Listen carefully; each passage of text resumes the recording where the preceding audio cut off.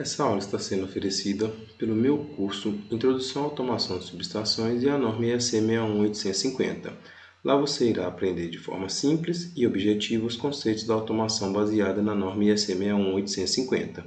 Escaneie o QR Code ou acesse o link na descrição para mais informações. Esse aqui, espero que ninguém esteja dormindo, esteja todo mundo prestando atenção nesse momento, é uma oscilografia real da energização de um transformador de 230 para 13,8 de 40 MVA. Então, esse aqui está sendo energizado a vazio, depois vocês fazem a conta, qual é a corrente nominal, quantas vezes está dando, mas a vazio ele está sendo energizado. Olha a forma de onda como que se comporta. E uma das variáveis que sai na oscilografia, você observa que o disjuntor ele foi fechado, está aqui embaixo, e ele permanece fechado. Por que ele não atuou? Porque teve o start da função aqui, só que teve o bloqueio do segundo harmônico, 87C BLK 2H. Ele bloqueou, ele detectou o segundo harmônico nessa forma de onda, e ele bloqueou a atuação desse relé. E aí ele bloqueou por tempo suficiente, o start caiu, e o disjuntor permaneceu fechado. Aqui a forma de onda, sem a parte digital embaixo, aqui um zoom nela. Observa também que ele detectou um outro harmônico aqui, mas não vamos entrar no mérito disso. A forma de onda da fase A, bem distorcida, né? A forma de onda da fase B, que é o I2. A forma de onda de C, que é a fase 3. Todas elas distorcidas no momento da energização do transformador. Vamos passar aqui o algoritmo de sobrecorrente e vou passar o algoritmo da diferencial. Aquilo que eu mostrei para você sobre o algoritmo é um trabalho acadêmico, com modelagem, criação de código no MATLAB, simulação de forma de onda. Esse que a gente vai mostrar o próximo de sobrecorrente é, é um artigo de um fabricante, é um documento de um fabricante, que ele descreve isso, sobre as atuações para o relé dele, e o 87Q vai ser uma visão também acadêmica, mas é uma visão real, que é feita uma simulação e é feito um teste com um equipamento real. Então, para a gente ter essa sensibilidade de um somente acadêmico, de um que é somente o fabricante e de outro que é o acadêmico testando o real. Aqui nós temos uma figura, no qual ela mostra a impedância, uma chave fechando e tem uma fonte. Ambas a impedância é constituída por parte de reativos e resistivos. Quando a chave ela é fechada, a corrente possui uma componente DC que ela decresce uma componente CA em estado estacionário. Então, você fechou aqui, vai ter essa forma de onda, que ela tem uma componente AC e uma componente DC. A amplitude inicial da componente DC depende do momento em que a chave é fechada. Vocês já estudaram isso, e o decaimento depende da constante de tempo do circuito. Então, o circuito tem uma constante de tempo, o momento do fechamento vai depender, vai ditar a amplitude dela, e o decaimento dela, o quanto ela vai demorar para chegar à condição somente AC, depende da constante de tempo do circuito. Visto isso, falar sobre a saturação de TC. Então, os transformadores de corrente podem saturar, porque a componente CA é alta ou muito alta, mas principalmente se a corrente de falta tiver uma componente CC alto e uma constante de tempo longa. A figura ilustra a saturação do TC devido à componente DC da corrente de falta. Quando o fluxo atinge o ponto de saturação do TC, o TC satura, causando distorção na corrente secundária. Neste exemplo, quando a componente DC decai, a saturação termina. Isso é conhecido como recuperação do TC. Qual que é o problema da saturação? A partir do momento que o TC saturou, a forma de onda que ele está enviando para o relé é uma forma de onda distorcida, não representa o que está circulando no circuito. A figura, ao lado aqui, ela ilustra a saturação pesada de um TC, onde a saturação começa logo no primeiro semiciclo. E o TC não se recupera totalmente da saturação, devido à alta componente CA de estado estacionário. Então, você percebe aqui que o valor da corrente aqui é muito alta e logo no primeiro momento aqui, o TC já satura. E em momento nenhum ele recupera. Vai sempre ter no secundário essa forma de onda distorcida, para essa simulação que foi feita. Então, o que essa nota técnica desse fabricante diz? Quando a corrente secundária é distorcida, ocorre um erro na amplitude da corrente do relé de proteção e na medição do ângulo de fase. o que pode comprometer a operação, a seletividade e a coordenação da proteção. Nas faltas trifásicas simétricas, onde o ângulo de defasagem é 120 graus, a amplitude da componente CC em cada uma das fases será diferente. Do ponto de vista de proteção contra a sobrecorrente, a situação mais exigente é uma falta bifásica ou, no caso de rede aterrada, uma falta monofásica com componente CC máximo. Numa falta bifásica, ambas as fases têm a mesma corrente, porém, a direção vai ser oposta. Portanto, podemos esperar que numa falta monofásica e numa falta bifásica, os TCs de fase se saturem. Numa falha das três fases, pelo menos uma das fases, o componente DC é consideravelmente menor, causando menor saturação. Aí que a gente vai tendo esses conceitos em vista, nós vamos falar dos princípios de medição. Então, o DFT, o que ele vai ter? Ele vai ter o componente fundamental da corrente medida, ou seja, o CC, a componente DC e todos os componentes harmônicos são filtrados. O modo DFT, ele expurga isso tudo, harmônico e a componente DC. O modo True RMS leva em consideração a componente DC e todos os harmônicos, e ele representa os efeitos do calor, o efeito térmico daquele equipamento, o que ele está sofrendo com essa forma de onda. E o modo pica-pico leva em consideração os harmônicos, mas não a componente DC. Independente do princípio de medição, os valores são sempre redimensionados para os valores RMS. Então, para esses modelos aqui desse fabricante, ele tem aqui as proteções não direcional e as proteções direcionais. E aqui os modos que é possível você habilitar, DFT, RMS, pica-pico. Qual que você vai habilitar? Vai depender aonde que esse relé está instalado. Tem harmônico, não tem harmônico? Você quer filtrar, você não quer filtrar? Como que você quer que ele responde? Qual que é a forma de onda que ele vai enxergar? Então, aqui tem os módulos PHL, PTOC, fase, L de baixo, low, protect time, overcurrent. Então, aqui é um nível mais baixo. Aqui é a mesma escrita, porém o H é de high, então já é um nível mais alto dessa proteção. E o I aqui de instantâneo. Está vendo que para esse relé o instantâneo você não consegue selecionar se não for pica-pico. E no direcional você consegue usar qualquer um dos três modos de medição. Os pontos a serem considerados ao selecionar o modo de medição nos estágios de proteção contra sobrecorrente são: a DFT deve ser usada quando a filtragem de harmônico é necessário. O pico a pico tem desempenho superior em caso de saturação de TC, ou seja, deve ser usado no estágio mais alto da proteção contra curto-circuito. Por esse motivo, o PH e PTOC possuem apenas esse modo. O componente DC pode causar um excesso de alcance, uma sobreatuação no modo RMS, até que a componente DC decaia, por causa do algoritmo que ele considera tudo. Então, tem que ser observado isso também. No DFT, o modo DFT, que é a transformada discreta, a componente da frequência fundamental do sinal é medido, calculado numericamente, a partir das amostras medidas. Para simplificar, o DFT é basicamente um filtro de correlação, onde o sinal é comparado com uma onda sinusoidal, frequência fundamental pura. Portanto, uma forma de onda secundária saturada no TC será vista menor do que a forma de onda não saturada. Quando o TC satura, para esse modo aqui, ele sofre muito. O modo RMS, por definição, o RMS é um valor médio quadrático médio calculado dos sinais medidos, e que é igual a um valor de corrente CC que produzirá a mesma dissipação de energia, calor, e uma carga resistiva. O RMS é calculado de acordo com a fórmula, que está aqui, onde N é o número de amostras em um ciclo de cálculo e o IK é o valor atual da amostra, que está aqui na fórmula. E o módulo pico a pico. O valor pico a pico é calculado a partir do valor mais alto e mais baixo da amostra no ciclo de cálculo. Está aqui a fórmula dele. A figura ilustra a medição pico a pico, em que o relé está procurando os valores mais altos e mais baixos, ou seja, valores de pico a pico positivo e negativo em cada um dos ciclos. Bem, para isso fazer um pouco mais de sentido, tem essa forma de onda. Então, aqui, a forma de onda vermelha é o pico a pico, a verde é o RMS e a preta é o DFT. No caso de saturação TC, a corrente vista pelo relé depende do modo de medição selecionado. mas também do desempenho do TC.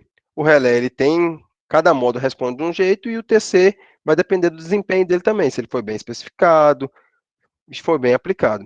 A figura fornece um exemplo de como a saturação do TC afeta a medição da corrente dos relés de proteção em cada um dos ciclos. Nesse exemplo, um modelo realista e um simplificado de um TC é simulado no fator limite de precisão 20. Então, considerando aqui que o TC ele vai aguentar até 20 vezes sem saturar, o TC de proteção, igual vocês já devem ter estudado, nós temos aqui o que é real e o que é simplificado. O simplificado aqui ele considera que chegou em 20 vezes ele satura. E o real a gente sabe que ele satura um pouquinho mais acima. Para cada um desses modos, à medida que a corrente vai aumentando, você observa como que cada uma desses modos de medição ele vai entender o sinal. Mais à frente tem outro exemplo, como que vai ser percebido para cada uma desses modos de medição. Então aqui nós temos, presume-se que o TC simplificado não tenha saturação até o ponto limite da precisão real e depois sature completamente. Seria isso aqui. É como se ele não tivesse o joelho aqui, os 45 graus lá que vocês estudaram. Ele chega aqui num determinado momento e satura. Na realidade, dependendo do TC, a saturação não é tão nítida, o que expressa a diferença entre o simplificado e o real. A curva do TC simplificada pode, portanto, ser considerada como a pior situação possível. Aqui tem um exemplo, considerando um TC de 100 para 5, com algumas ressalvas aqui de potência, de resistência e de carga, onde é simulado um fator de precisão real 20.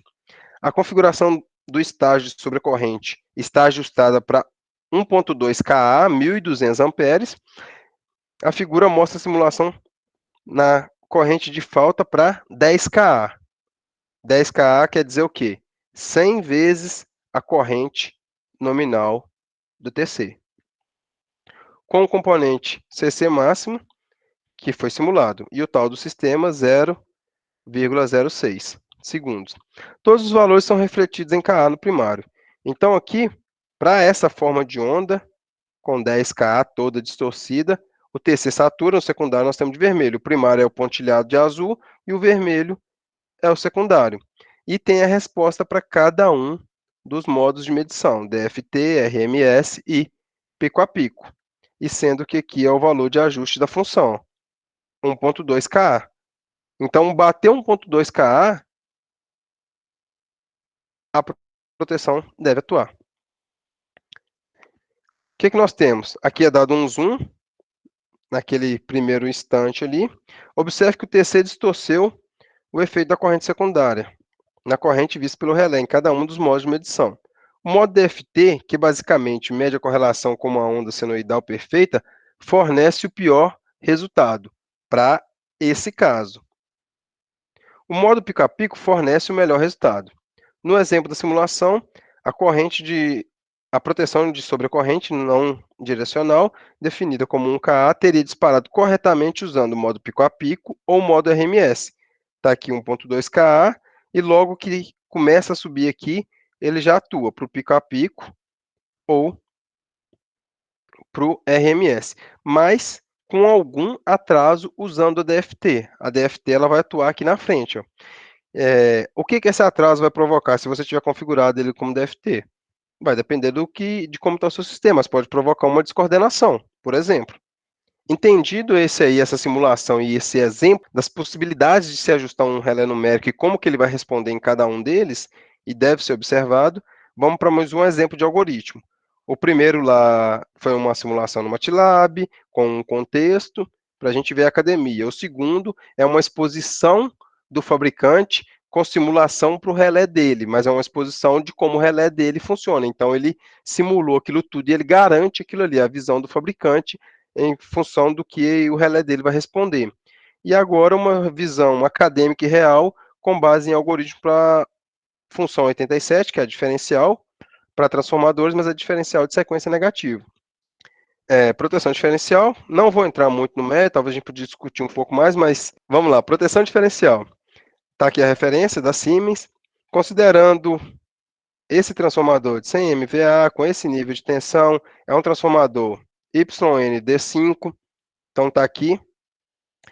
nós temos, seria uma proteção convencional, né? Então você tem TCs com relação diferente no primário e no secundário.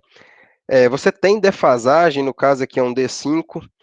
Você vai ter uma defasagem que você, além de ter que corrigir essa relação de TC, antigamente, você tem que corrigir a defasagem. Então, você corrigir a defasagem e, após fazer essa correção, você pega a corrente que está de um lado com a corrente que está do outro lado, que vão ser as correntes de restrição e a corrente de operação.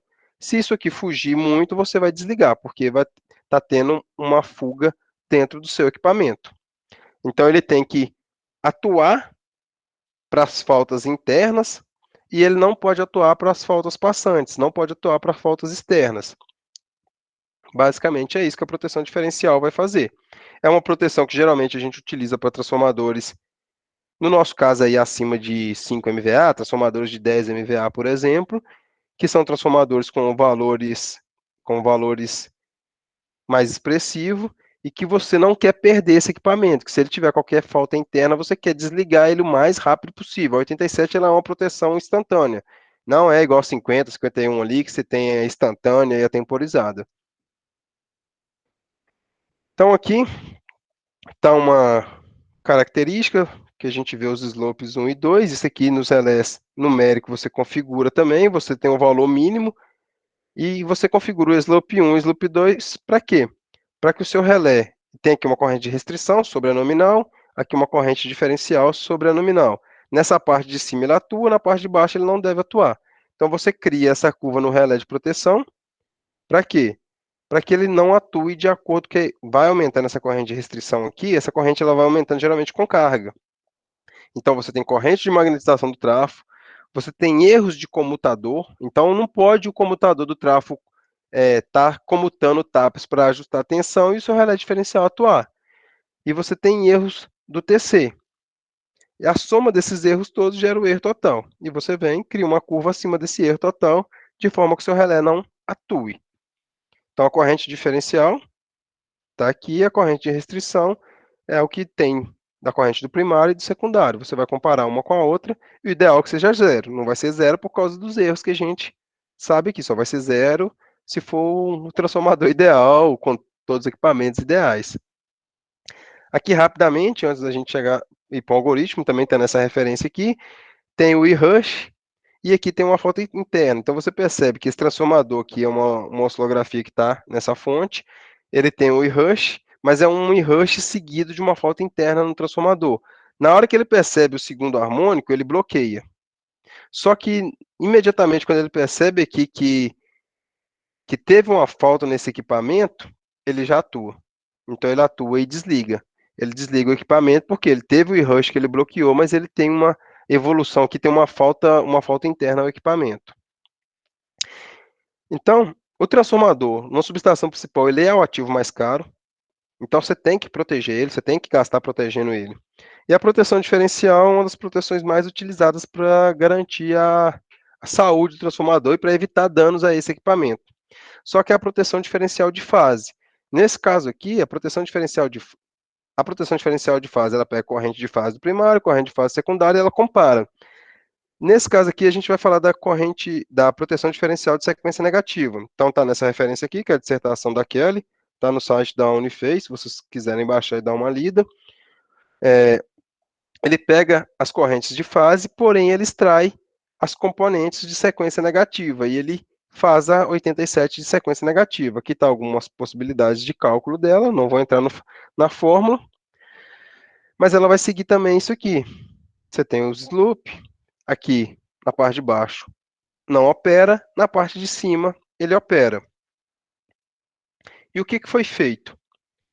Usando o RTDS, que tem disponível na instituição, foi desenvolvido no CBuilder um algoritmo, um código, um relézinho diferencial, para verificar e para criar um algoritmo e tentar ver se esse algoritmo se aproxima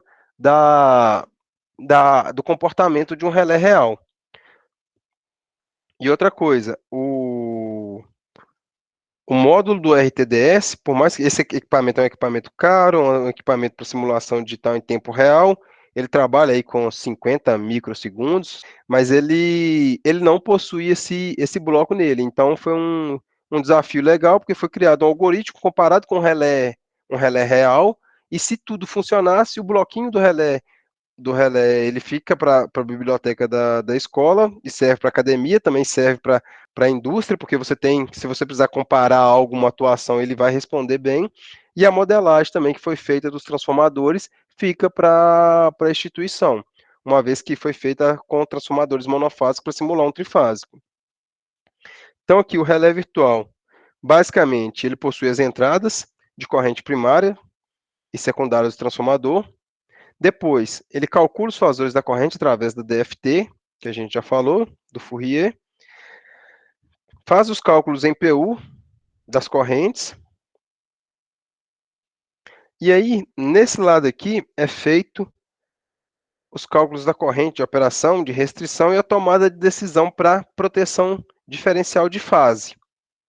E dentro do algoritmo, para se fazer aqui embaixo, que é a de sequência negativa, antes disso é feito o quê? O cálculo da componente de sequência negativa, da corrente em PU dos terceiros, pegando os valores secundários.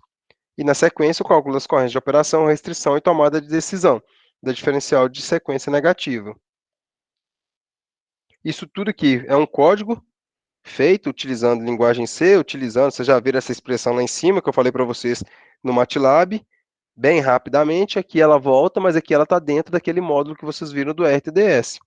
Então, existem as análises, pega componente real e imaginário, isso aqui é só um pedacinho do código para vocês verem, isso aqui é o que foi implementado no RTDS.